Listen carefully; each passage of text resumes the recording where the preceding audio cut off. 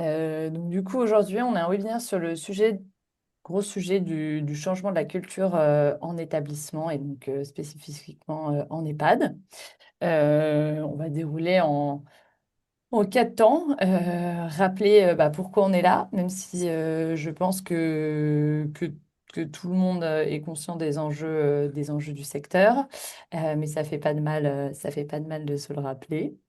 On va aussi présenter rapidement les organisatrices d'aujourd'hui, on peut dire organisatrices vu que c'est Véronique et moi.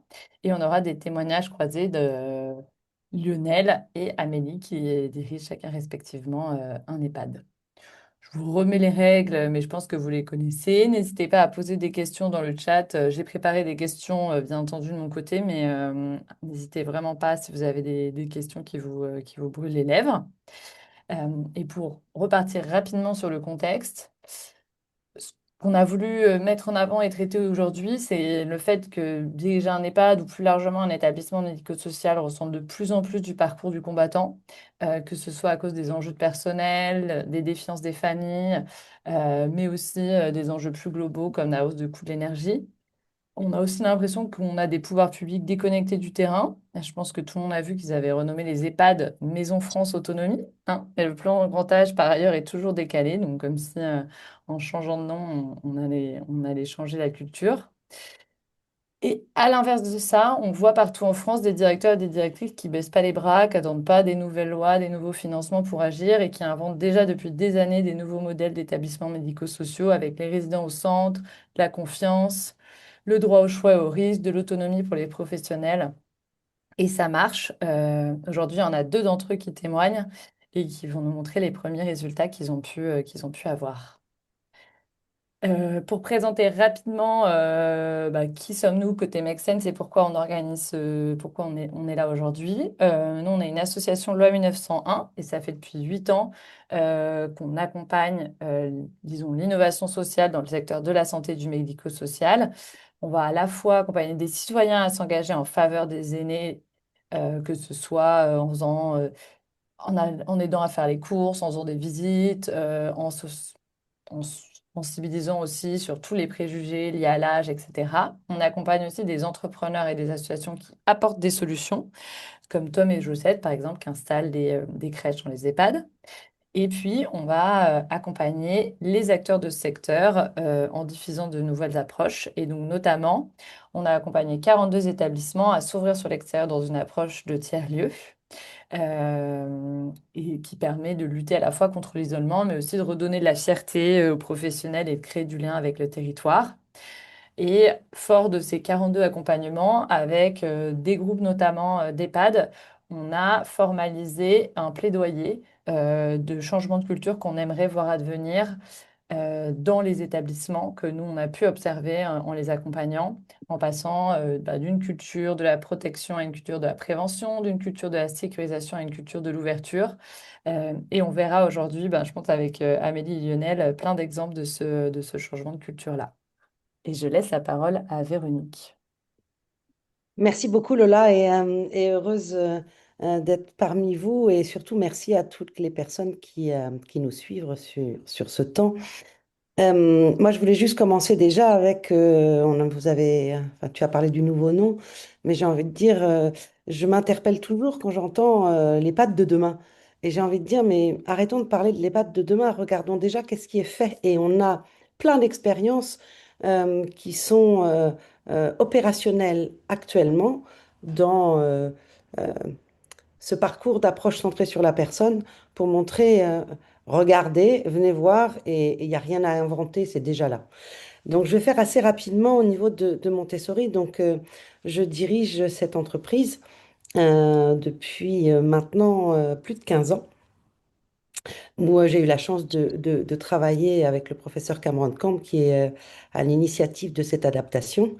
Et au-delà d'être un centre de formation, puisqu'on intervient aussi bien dans les EHPAD que l'accompagnement du domicile, j'ai voulu à un moment amener une autre dimension pour qu'on ait aussi un autre impact, c'est-à-dire amener la dimension de la recherche. Et donc, dans cette présentation-là que je vous ai faite, l'idée était de montrer à quel point c'est une approche qui est globale, avec des axes qui sont à déployer en parallèle pour amener vraiment une implémentation.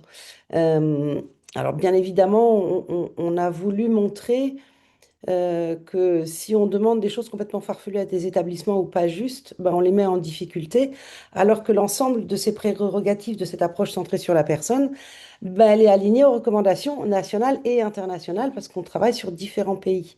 Donc, globalement, toutes les recommandations qui sont faites en mots par beaucoup d'instances, on a dit, OK, c'est déjà une première vision, mais si on ne donne pas d'outils concrets aux établissements et aux professionnels, bah, globalement, on les met dans une incohérence de fonctionnement. Donc, sur Montessori, les axes qui sont indiqués là, le premier, c'est bah, comment je sais qui est la personne que j'accompagne. Qu'est-ce qu'elle a comme capacité. Je reviens sur l'axe de ce changement de nom. Bah, plutôt que de pointer les déficits, si déjà on commençait à renverser la machine en regardant les capacités des humains et pas ce qu'ils savent pas faire, le deuxième axe, il est comment je redonne du contrôle et du choix dans la vie, dans chaque jour, dans chaque instant. C'est-à-dire que, il ne s'agit pas de faire des choix à chaque fois monumentaux, mais permettre à une personne de lui dire, c'est votre vie. Comment vous allez en fin de compte, vous, sur des tas de domaines, du lever au coucher, je peux avoir des tas de petits choix qui vont aussi me permettre de me rendre compte que je maîtrise mes décisions. Là, j'ai parlé sur des deux axes des habitants des établissements. Et aussi, quand on est dans une structure, il y a une chose qui est très importante, les habitants sont chez eux. Comment je vais le rendre évident, efficace, déterminant, que c'est moi qui décide. Et par exemple, on a aussi l'axe sur les comités d'habitants, sur tout ce qui va se dérouler au niveau de la maison, bah, comment on va venir les solliciter pour qu'ils prennent les décisions. Cet axe-là, on l'amène en formation et on l'amène à des professionnels. Mais au moment où j'ai réagi d'une manière verticale avec les professionnels, avec des listes de tâches et ce qu'ils ont à faire, Mm. comment en fin de compte s'approprier le fonctionnement de travailler avec respect, égalité, dignité, etc., avec les habitants. C'est-à-dire qu'il y a des injonctions contradictoires. Je ne peux pas, moi, accompagner des gens avec cette vision si globalement je ne suis pas accompagnée de la même manière. Donc comment aussi, quand je rentre dans un établissement en tant que professionnel, on sait qui je suis, on connaît un petit peu ma vie et on connaît aussi mes capacités. Un axe qui est les activités porteuses de sens je ne parle pas d'animation, de stimulation ou d'occupation. Je parle d'activité. Toujours la même chose, du lever au coucher. Qu'est-ce qui me fait vivre? Qu'est-ce qui fait sens pour moi? Et puis, bien évidemment, un axe important qui est euh, une vision de l'environnement qui soit facilitant pour chacun. Et on parle beaucoup de vision domiciliaire et je dis, c'est pas simplement des murs, un domicile. C'est qu'est-ce que j'y vis, comment je peux interagir avec cet environnement. Donc ça, voilà, c'est globalement et très rapidement les grands actes qui sont déployés par l'approche Montessori. Et comme je vous disais, on peut passer à la slide après. Euh, j'ai voulu, moi, un département de recherche pour prouver euh, pourquoi ça marche et comment ça marche. Parce qu'en fin de compte, on s'est posé la question avec notre équipe, mais pourquoi il y a des établissements qui reçoivent une même formation et ça s'implémente, et pourquoi un autre établissement reçoit la même formation et ça s'implémente pas. Et en fin de compte, on a vu à quel point, et là on va le voir au travers des témoignages de Lionel et d'Amélie, à quel point, en fin de compte, il faut un comité de pilotage pour développer tout ça, pour avoir après bah, des effets sur les habitants euh, sur des comportements réactionnels qui changent, sur les impacts sur les fonctions cognitives, sur des capacités qui se maintiennent et même parfois qui évoluent, euh, avec aussi des gens qui ont une qualité de vie euh, qui, euh, qui permettent de savoir pourquoi ils se lèvent le matin. Bah, sur les professionnels, et on sait à quel point c'est compliqué actuellement de maintenir des équipes soutenues, comment aussi des équipes qui retrouvent le sens, qui retrouvent la fierté de leur mission, bah, ça change un petit peu les données. Et quand on parle de turnover, c'est pas tant les équipes peuvent bouger. Il est aussi des moments de remettre du sang neuf dans une structure, ça peut être aussi intéressant.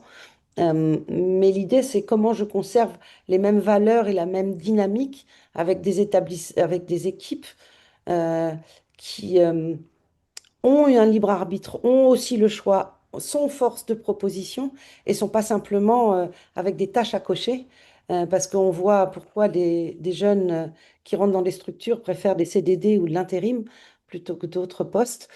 Bah, peut-être parfois aussi, ou si on met pas de sens dans ce qu'on propose et que c'est simplement oui, des tâches à cocher, je suis pas sûre que ça soit profondément intéressant. Et on s'est aussi, on a regardé à quel point les approches et les outils et les développements qui se passaient dans les établissements étaient liés bah, au fonctionnement de la HAS pour qu'en fin de compte, ça facilite aussi la vie des établissements. Et puis, la trilogie, c'est habitants professionnels, mais les familles. Comment, moi qui suis famille, j'ai aussi une vision différente d'une structure. J'y rentre avec plaisir, j'y ai ma place. Je comprends ce qui s'y passe. Et d'un seul coup, en fin de compte, ça fait un maillage complètement différent et pas d'opposition. Et donc, on voit des familles qui viennent avec plaisir dans des structures. Et au-delà de ça, j'ai des structures où les proches de ces familles ont disparu. Et je les vois continuer à aller dans les pattes parce que ce qu'ils disent, c'est que bah, ici, j'ai trouvé une communauté. Donc, j'ai envie d'y aller. Donc, voilà globalement le processus que ça a amené. Et pour la dernière slide, avant que je ne passe la main, euh, ce qui est fondamental dans ces approches, c'est en fin de compte comment je déploie, comment j'accompagne, comment une équipe de pilotage, comment des facilitateurs internes vont permettre, en fin de compte, après le premier soufflet où tout le monde est ravi, tout le monde veut y aller, comment on maintient dans le temps, comment on traverse les périodes aussi complexes, parce que c'est pas une baguette magique. Donc, comment des équipes sont soutenues et vont vraiment en faire un projet commun pour amener bah, peut-être une vision différente à la fois des habitants et de la vieillesse, des équipes et du tout le travail absolument incroyable qu'ils font, et puis d'amener les familles aussi à être un maillon fort de cette communauté. Donc voilà globalement, et je crois que j'ai à peu près tenu le temps que j'avais. 7 minutes 44. Merci beaucoup, Véronique, de Avec nous plaisir. donner aussi l'aperçu global avant qu'on rentre dans les témoignages. Et surtout, ce qui est hyper intéressant dans ce que tu as dit, c'est bah, comment on maintient dans le temps, parce que on est toujours plein de bonne volonté quand on démarre des formations. Et quelques mois après, on a toujours l'impression que c'est génial. Mais là, je pense qu'on a des très beaux exemples de personnes, Amélie et Lionel, qui avaient mis en place des nouvelles pratiques et une nouvelle culture depuis un très grand nombre d'années. Et je pense que c'est aussi ce recul qui fait votre force et qui montre que c'est possible. Euh, la première question, c'était justement, j'aime bien qu'on rêve, donc pour faire rêver, commencer par les résultats et surtout à quoi ressemble votre établissement aujourd'hui. Quand on y rentre, qu'est-ce qu'on se dit, comment ça se passe avec les équipes. Donc vraiment plutôt euh, euh, dépeindre un peu le portrait de votre établissement aujourd'hui, avant qu'après, et après je vous ferai rentrer dans le comment vous en êtes arrivé là. Mais déjà commencer par le résultat que vous avez réussi à atteindre. Est-ce qu'il y en a un des deux qui veut commencer? Comme elle souhaite. Alors, Comme vous voulez, moi tout me va.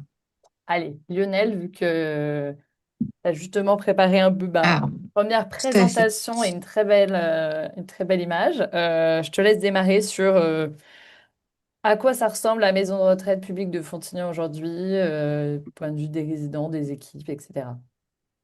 Alors déjà, bonjour à tous et à toutes. Te Merci d'être présenter, bien sûr. En plus, t'es pas du Voilà, je sérail, je trouve suis ça, ça Zizi, je suis intéressant. directeur délégué des maisons de retraite de Frontignan. Donc, on a plusieurs maisons de retraite de statut fonction publique hospitalière. C'est un peu particulier puisqu'on est autonome.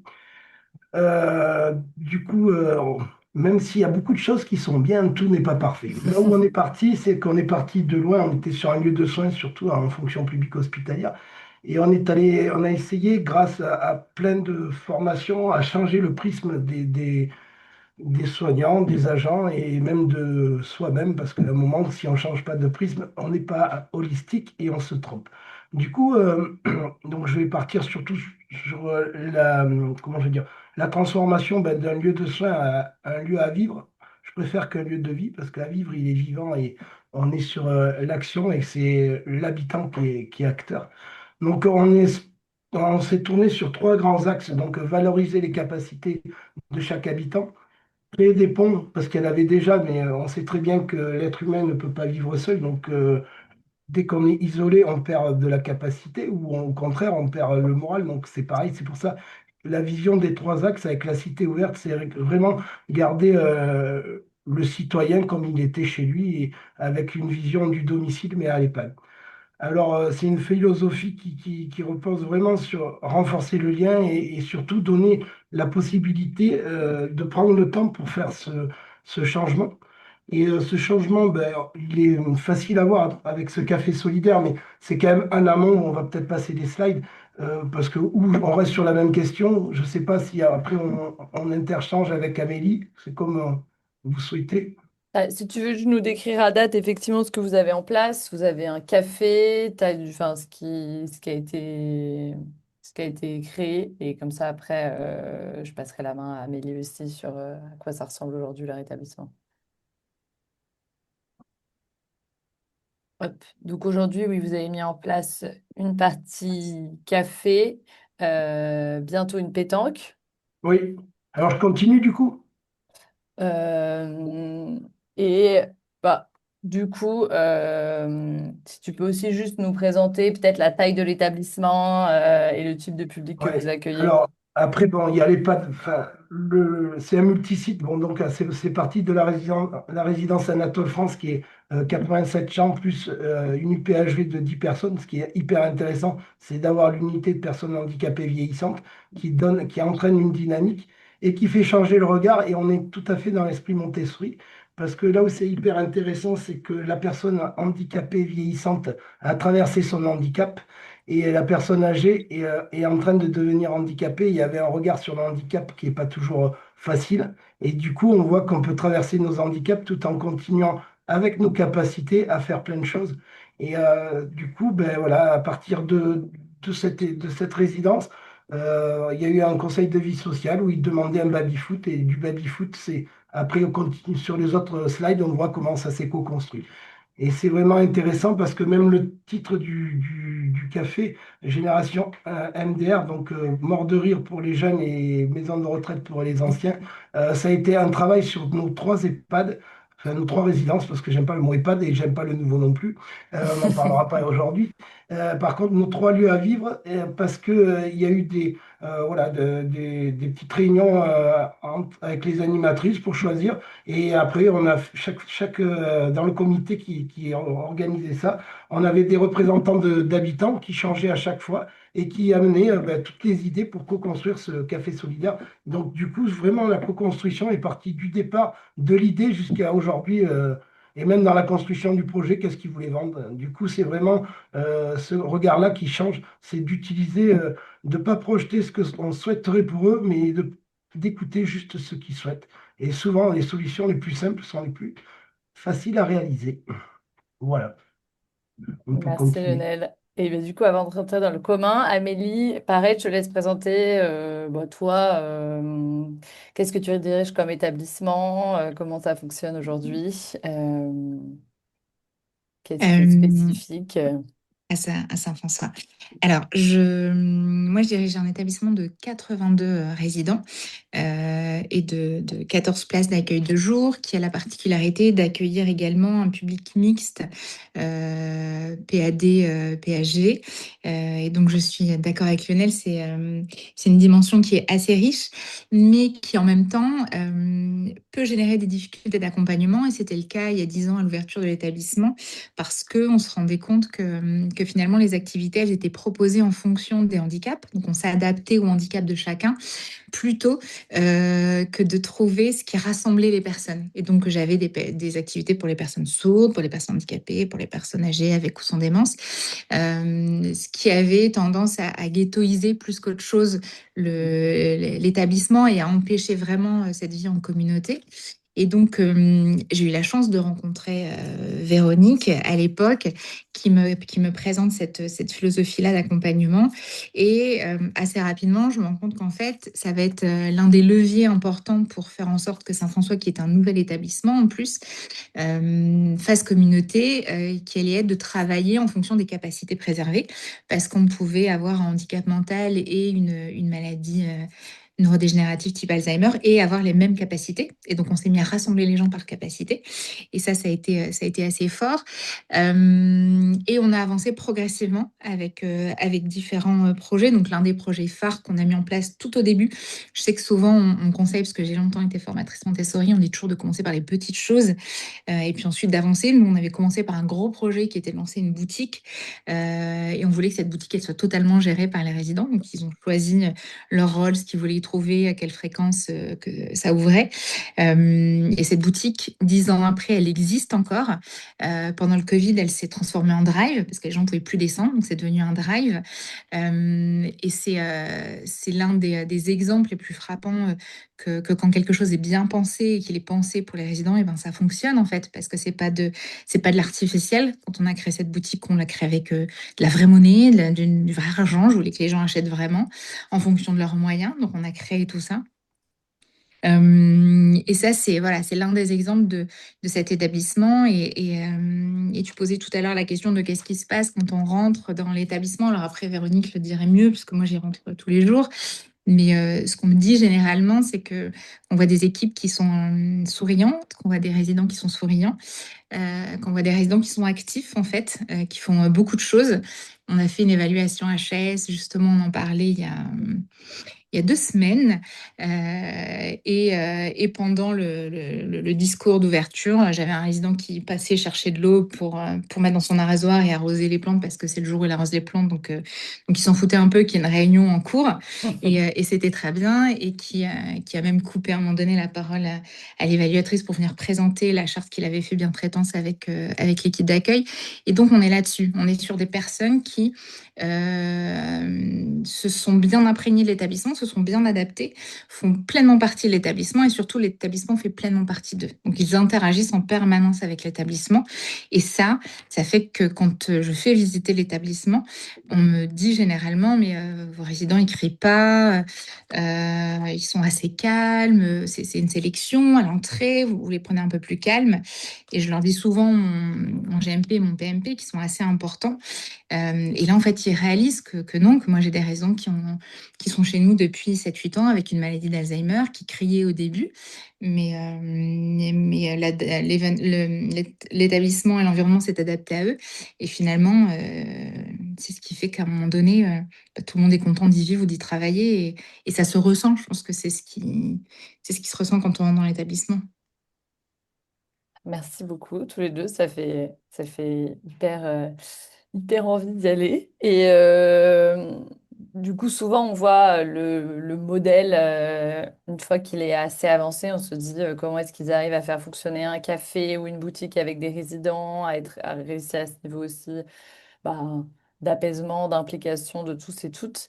Et donc l'idée, c'est de comprendre comment vous avez fait pour en arriver là.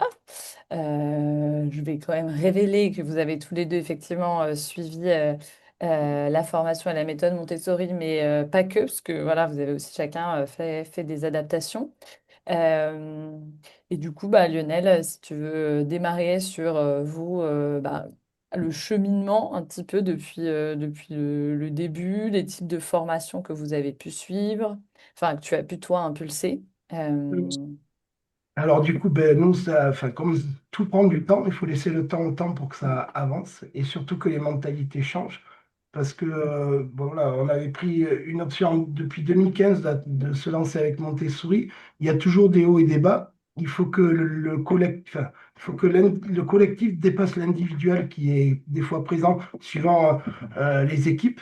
Et ça, on l'a partout ou pas, et tant mieux si vous l'avez pas, mais ça peut arriver. Et puis à un moment, tout le monde prend cette formation, elle s'ancre dans nos agents, dans le quotidien. Amélie l'a très bien défini, c'est-à-dire que ben oui, on a plus de sourires. Ça n'empêche pas que de temps en temps, tout ne fonctionne pas comme ça, tout le temps, mais c'est partout pareil. Par contre, moi, là où j'ai trouvé ça hyper intéressant dans la co-construction, c'est que ben, déjà, on voit l'habitant autrement. Et quand on voit l'habitant autrement, il y a quand même un ressenti positif parce que on sait très bien que nos agents ne sont pas là par hasard, ils sont là vraiment pour la relation humaine, même si des fois c'est saturé, mais ils ont toujours ce côté euh, d'humanité que peut-être on perd dans notre société. Et c'est toujours intéressant de voir ce chemin qui se fait.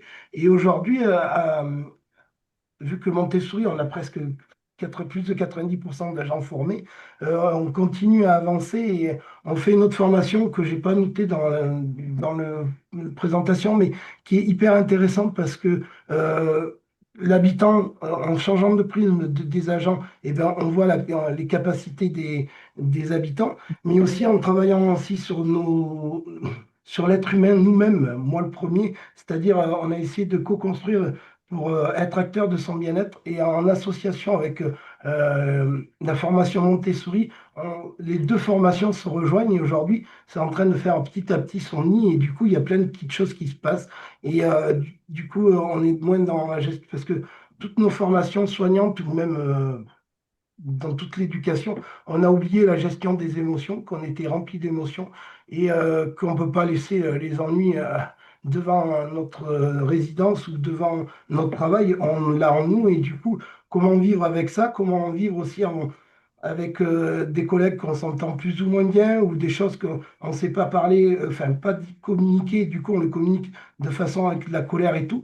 Et c'est pareil avec les habitants et du coup c'est vrai que ces deux formations ont fait une complémentarité pour arriver à aujourd'hui quelque chose de mieux. Je ne dis pas que c'est encore, tout est améliorable et surtout dans la société actuelle avec cette géopolitique qui entraîne des choses.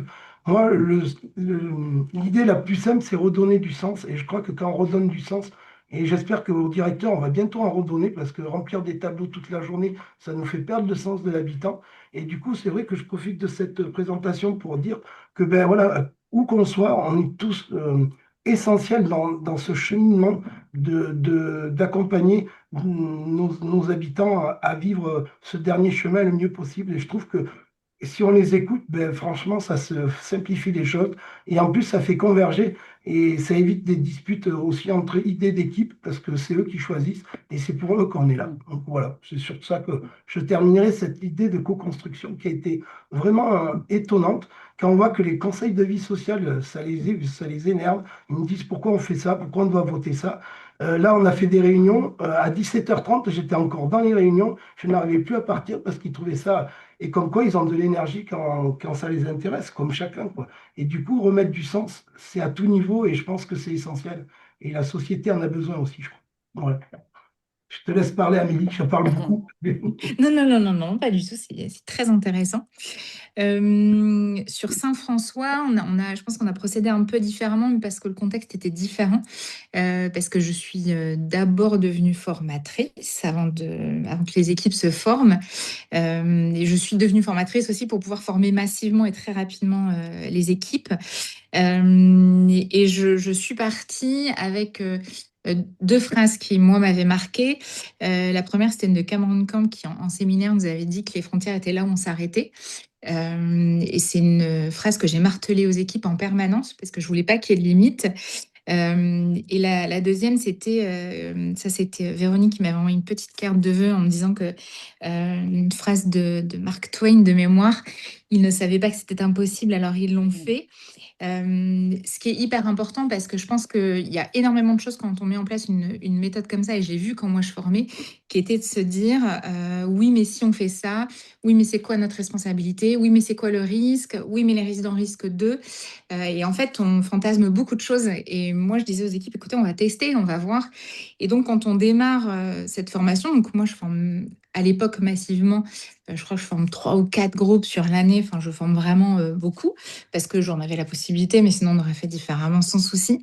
Et il y a une petite vidéo à la fin des formations qui est l'unité Wattle et qui montre comme ça en 10 secondes une boutique et des équipes qui me disent, ah, mais nous, on veut ça, on veut une boutique.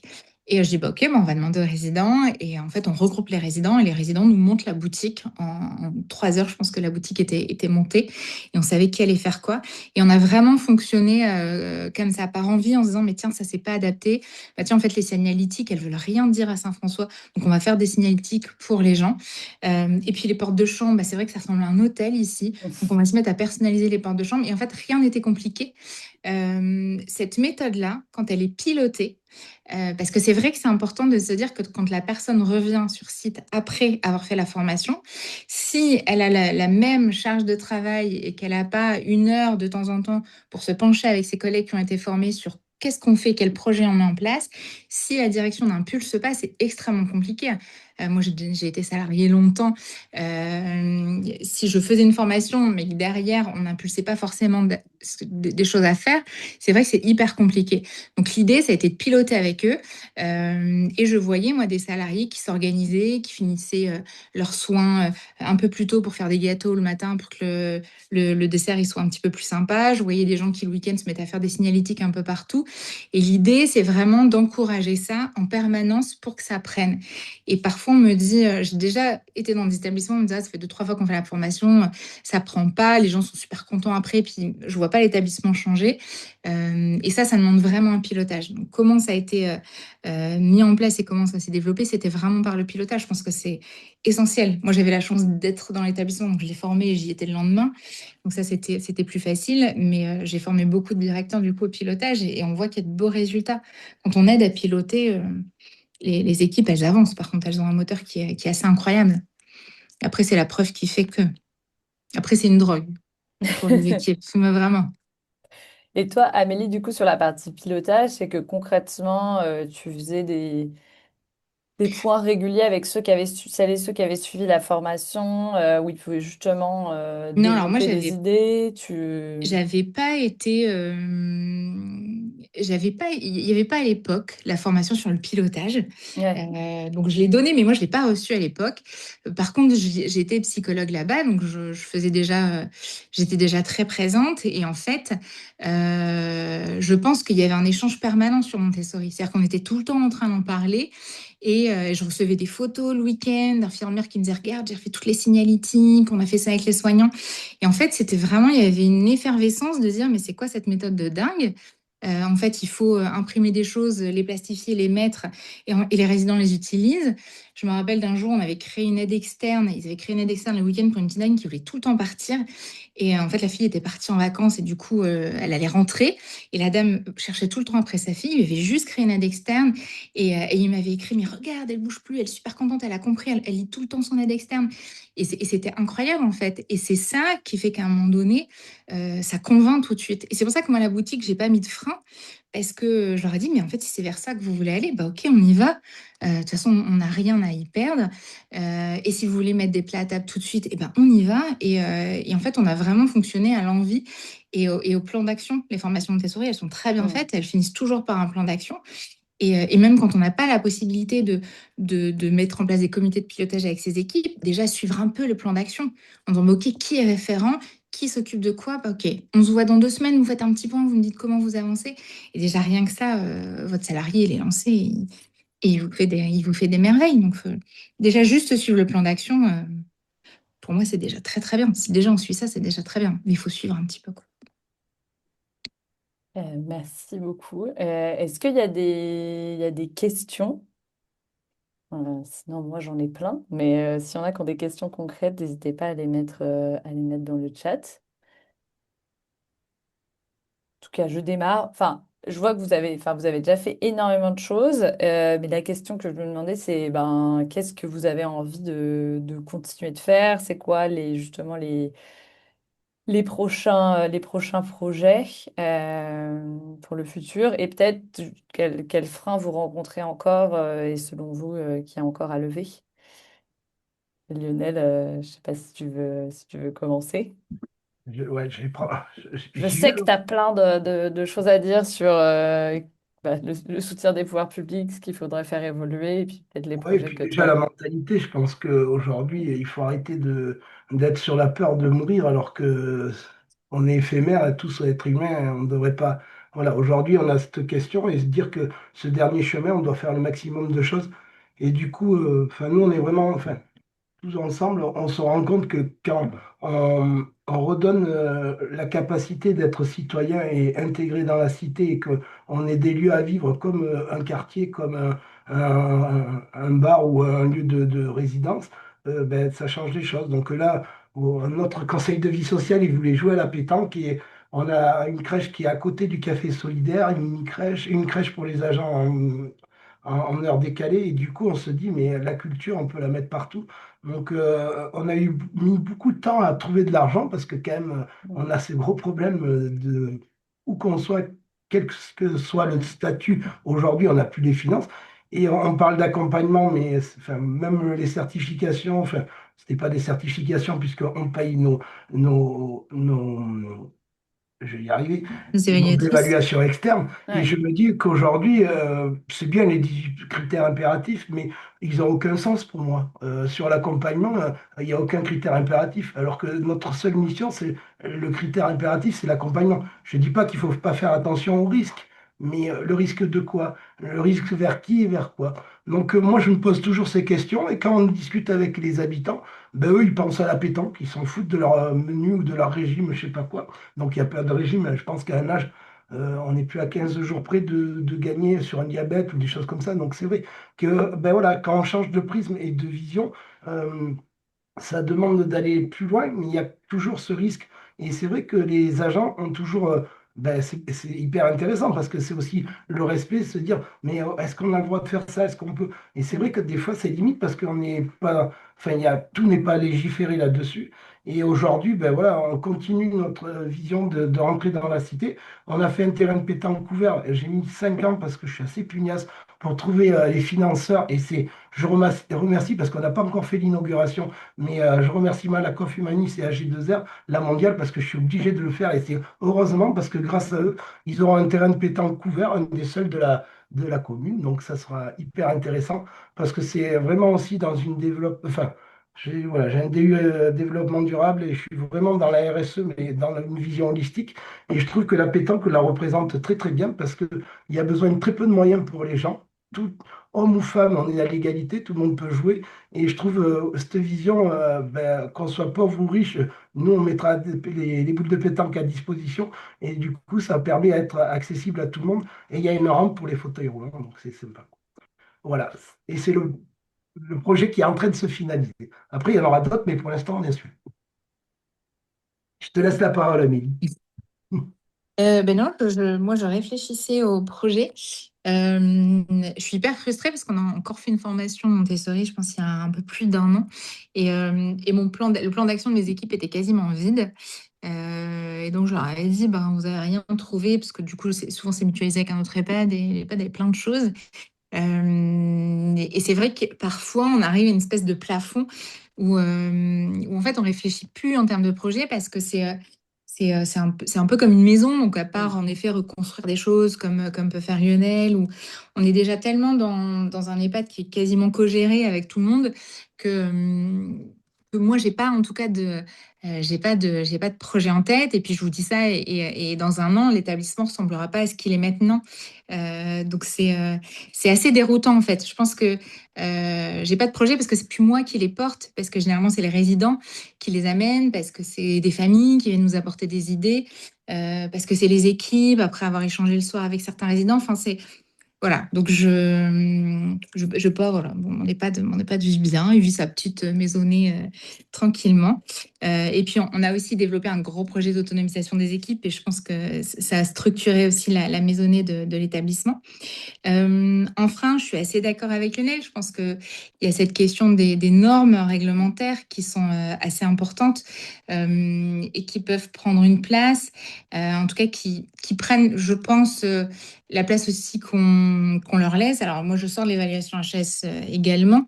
Et c'est vrai que le système est assez fou de se faire évaluer par les gens qu'on paye cher en plus, sur des critères qui viennent dire quand même quelque chose d'une forme de qualité, mais n'épousent pas l'ensemble de la qualité d'une structure et de son accompagnement. Donc évidemment, ça, ce sera changé. Je pense aussi au au pathos. Moi, je trouve que le pathos et le girage, c'est quand même quelque chose d'assez incroyable parce que moi, je mets des moyens pour que mes résidents restent autonomes, mais plus ils sont dépendants, plus je touche d'argent. Donc, j'arrive à me saisir du sujet à l'amener où je veux amener, ce qui me permet d'avoir un excellent pathos et un très bon girage, et donc d'avoir les moyens à côté. Mais c'est vrai que je trouve ça assez fou d'être encore, quand en plus on veut appeler ça des maisons de l'autonomie, Ça va peut-être tout d'être quand changer même dans maintenant. dans un système qui ne finance que la dépendance. Ouais. Alors que ça a un coût de maintenir les gens autonomes. Alors, de moins en moins, parce que moi, j'ai toujours dit à mes équipes, vous savez, c'est un investissement sur du long terme. Ça vous prendra jamais, enfin, ça vous prendra toujours moins de temps de donner à manger. Ça va beaucoup plus vite que de réapprendre à quelqu'un à manger. Ouais. Maintenant, c'est à court terme que ça vous prend pas de temps. À long terme, vous allez avoir de plus en plus de personnes avec des mises en bouche. Nous, on n'en a quasiment aucune. Et depuis des années, alors qu'à l'époque, on avait des tables entières. Donc, c'est vrai que il y a entre le service public, les financeurs, nos tutelles, cette vision qu'on peut avoir du grand âge et des EHPAD et ce qu'on fait sur le terrain, il y a quand même des contradictions. Maintenant, encore une fois, ça ne nous empêche pas de réussir à avoir une évaluation HS sans critères impératifs non validés et de réussir nos évaluations. Mais c'est vrai que c'est schizophrénique, quoi. C'est pas... faut comprendre un peu le système et en faire quelque chose, mais sinon, c'est... Et On s'est permis, plus on autonomise, moins on a d'argent. Donc, et en plus, si par, Oui, par, exactement. alors ça, par bonne qualité de nos soignants, on n'a pas d'escar, eh bien, on a tout perdu. Tout à fait. C'est fou. c'est Plus justement ce on- qu'on a amené à la c'est bien. ministre.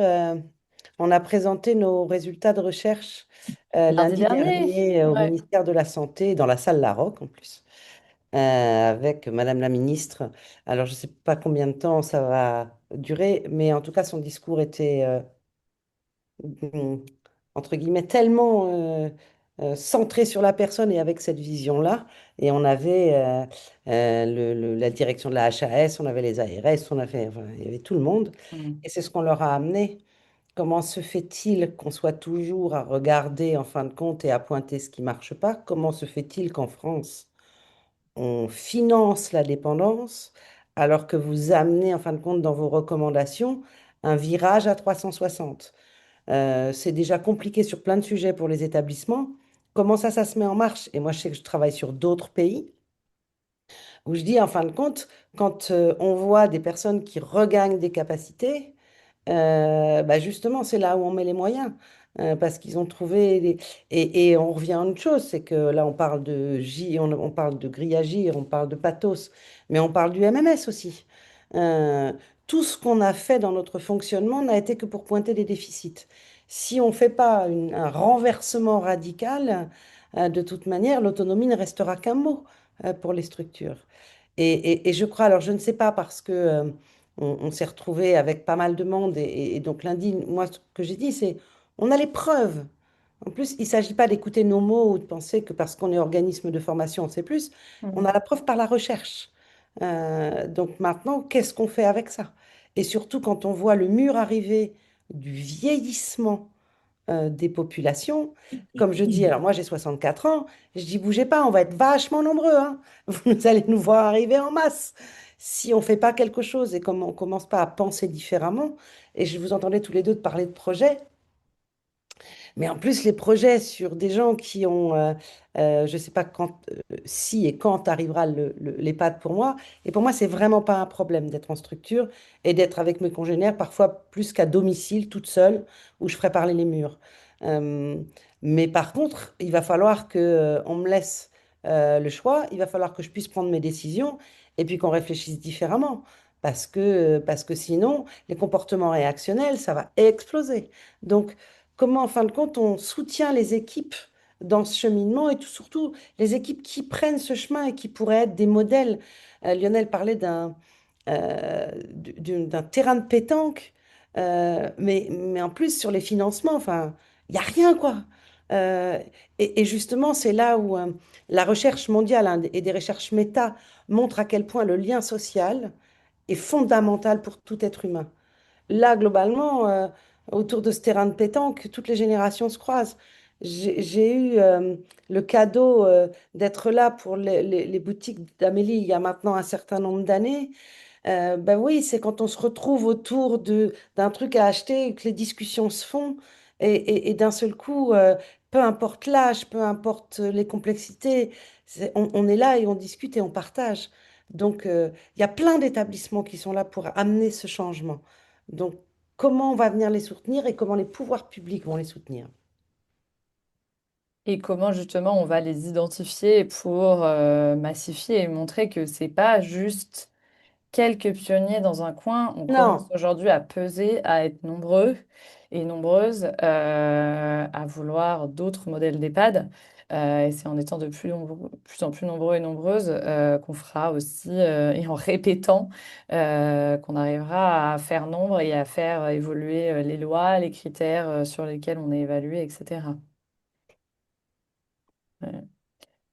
Il y a des questions pratico-pratiques, mais sur comment sont financées les formations Montessori. Je sais pas si par Véronique les ou un de vous OPCO. deux par les Ouais. OPCO, je suppose, Ouais. hein. Donc, Et puis, on a de plus en plus d'ARS.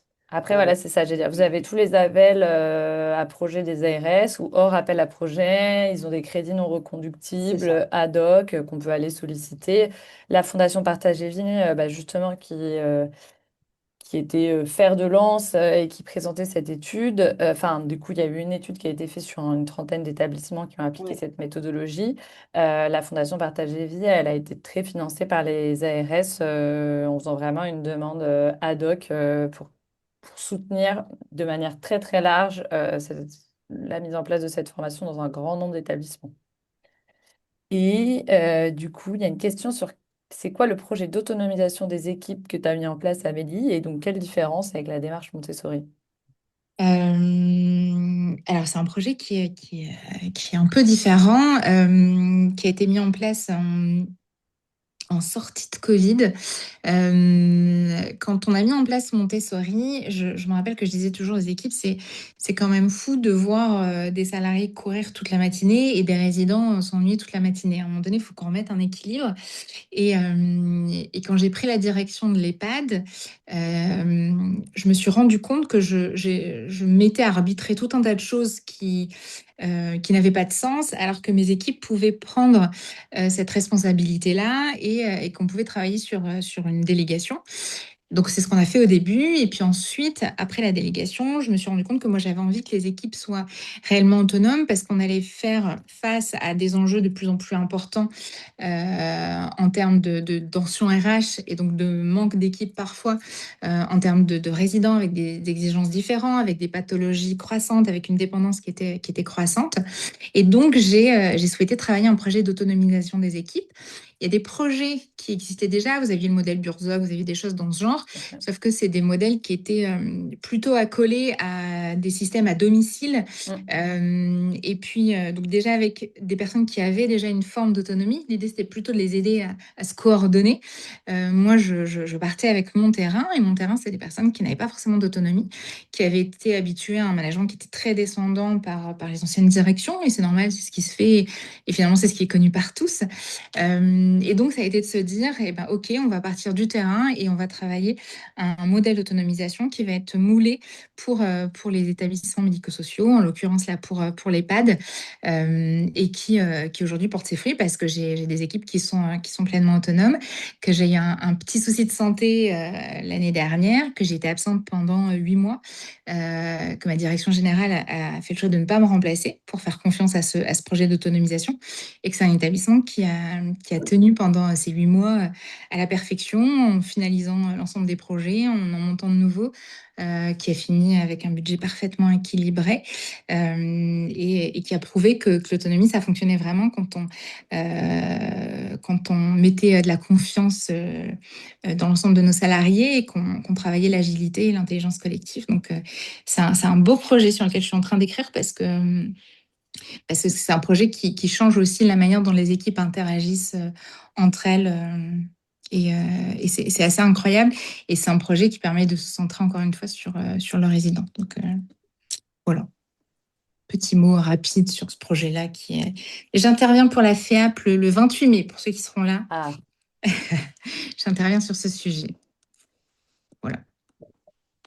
Non, effectivement, enfin, je pense que vous êtes plusieurs à en avoir parlé, mais il n'y a pas l'EHPAD de demain avec un modèle copier-coller qu'on pourrait tous appliquer et qui marche. Je pense que c'est à chacun de trouver sa voie. Parfois, Ouais. enfin, le dernier justement webinaire qu'on avait organisé, on avait justement les équipes de compagnie qui forment sur ces démarches autonomes et maintenant de plus en plus d'EHPAD. Il y a plein de gens à qui ça fait très peur d'entendre autonomisation des équipes. Je pense parce qu'on vient aussi dans notre tête avec plein de perceptions de bah, c'est des personnes, elles peuvent pas décider par elles-mêmes, alors que c'est des gens tous les jours, ils sont seuls face aux résidents, même s'il y a une équipe derrière et ils prennent des décisions. Et du coup, autonomie, ça ne veut pas dire que du jour au lendemain, on va laisser toutes les clés, mais c'est justement Non. avancer petit pas par petit pas, au fur et à mesure. Et du coup, moi, je trouve, enfin, nous, on dit beaucoup qu'on voit le côté tiers-lieu, ouverture de café, boutique, comme des premières manières de redonner cette autonomie sur un cadre qu'on a défini, c'est-à-dire sur le cadre du projet, pour aller au fur et à mesure vers quelque chose où il y en a, bah, c'est les équipes qui font leur planning, c'est les équipes qui font les recrutements. Il y a des établissements où c'est les équipes et les résidents qui font les entretiens d'embauche et qui font les recrutements. Et du coup, bah, bien entendu, là, aujourd'hui, vous voyez des établissements que moi, je suis hyper inspirant, hyper mature, mais il y a 10, 15 ans derrière. Euh, L'important, c'est vraiment de trouver c'est quoi les projets qui vont vous faire plaisir, qui vont donner envie aux équipes et aux résidents par lesquels commencer pour inventer votre voie et votre EHPAD de demain au fur et à mesure. Hmm. C'est uniquement être facilitateur qui fonctionne. Dans la vie, ce n'est que ça. On n'a jamais soi-même toutes les réponses. Tout à fait. Ça serait beaucoup trop simple. Donc, en fin de compte, c'est un collectif. Et vous dites sur euh, des lieux différents, j'ai dans ma tête cette expérience que j'ai vécue il y a donc un peu plus de 15 ans quand j'étais aux États-Unis rencontrer Cameron et où j'ai découvert la première...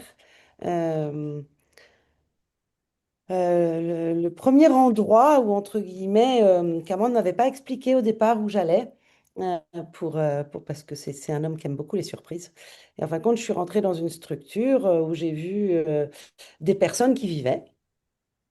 Et c'était super actif et ça bougeait dans tous les sens. Et je voyais des gens euh, un peu moins jeunes, un peu plus jeunes, sans savoir exactement qui était qui. Et il y a un moment, j'ai dit, mais Cameron, explique-moi. Et il me dit, bah, tu découvres le premier lieu où euh, tu as des personnes qui font partie d'une communauté, qu'ils soient professionnels ou habitants. Ils font partie de la même communauté. Et les décisions sont prises ensemble. Et le fonctionnement est pris ensemble. Tous les choix sont faits. Et globalement, après, ce que j'ai découvert, parce que les États-Unis fonctionnent un peu différemment de la France, eux, ils ont des lieux de vie qui sont uniquement dédiés aux personnes avec des difficultés cognitives et d'autres un peu plus dédiés aux difficultés somatiques. Et quand j'ai regardé, j'ai dit non, me dis pas que ces personnes ont des difficultés cognitives. Il me dit, ah, ça te surprend, hein. Et c'est ça que tu vas mettre en place là-bas. Et quand j'ai fait le chemin inverse, on était avec Jérôme Herkes tous les deux, et on a dit, on consacrera notre vie à ça, quoi. Parce que moi, très honnêtement, et je reviens à ça, hein, je veux vieillir comme ça. Je veux amener ça. Parce que c'est tellement. J'ai été chez Lionel et j'ai passé ce temps au café en me faisant servir, en mangeant une crêpe qui avait un goût, mais absolument pas possible. Et cette dame qui me disait, je te la donnerai pas, Marcette. Et c'était magique. Donc, à chaque fois, tous les établissements qu'on accompagne et que je vois. Alors, quand je parle de nous, alors moi, je développe Montessori et ça fait plus de 15 ans. Mon idée n'est jamais ni d'avoir de dogmatisme, ni de dire moi. Euh, les approches centrées sur la personne, c'est un courant. Et Exactement. donc, que les établissements viennent se servir de ce qu'ils ont, ce qui fait sens pour eux. Euh, mais. mais je vois des structures où il y a de la vie, il y a des fous rires. J'adore rentrer dans des établissements où j'entends des fous rires qui viennent des équipes ou qui viennent des habitants. Là, je me dis, OK, il y a de la vie. Ça échange. Et, euh, et je pense que des professionnels qui travaillent dans des lieux pareils ou des familles qui y passent, quand vous rentrez le soir, vous n'êtes pas le même humain, quoi. Vous n'êtes pas le même humain. Et ben justement, l'idée, c'est de se dire qu'est-ce qu'on peut faire pour aller plus loin. Comme je vous disais, nous, on a commencé un travail de recensement justement non dogmatique de tous les établissements qui mettent en pratique tout ou partie de ce changement de culture. Pour certains, ça va être des établissements qui ont mis en place des tiers-lieux. Pour d'autres, qui sont allés vers des méthodes d'autonomisation des équipes. Pour d'autres encore, des méthodes de type Montessori. On va très bientôt l'enrichir avec Véronique des établissements justement les plus avancés côté Montessori. Et l'idée, c'est de montrer que d'autres modèles existent, de les valoriser, montrer que ce changement culturel, il est déjà en cours. Euh, de votre côté aussi, si vous êtes dans ces questionnements-là, c'est une manière d'aller regarder ces établissements. Est-ce qu'il y en a à côté de chez vous et que vous ne pourriez pas aller les visiter? Parce que c'est aussi comme ça qu'on apprend énormément. Comment est-ce qu'ils l'ont mis en place? Ça donne aussi un certain nombre d'inspirations.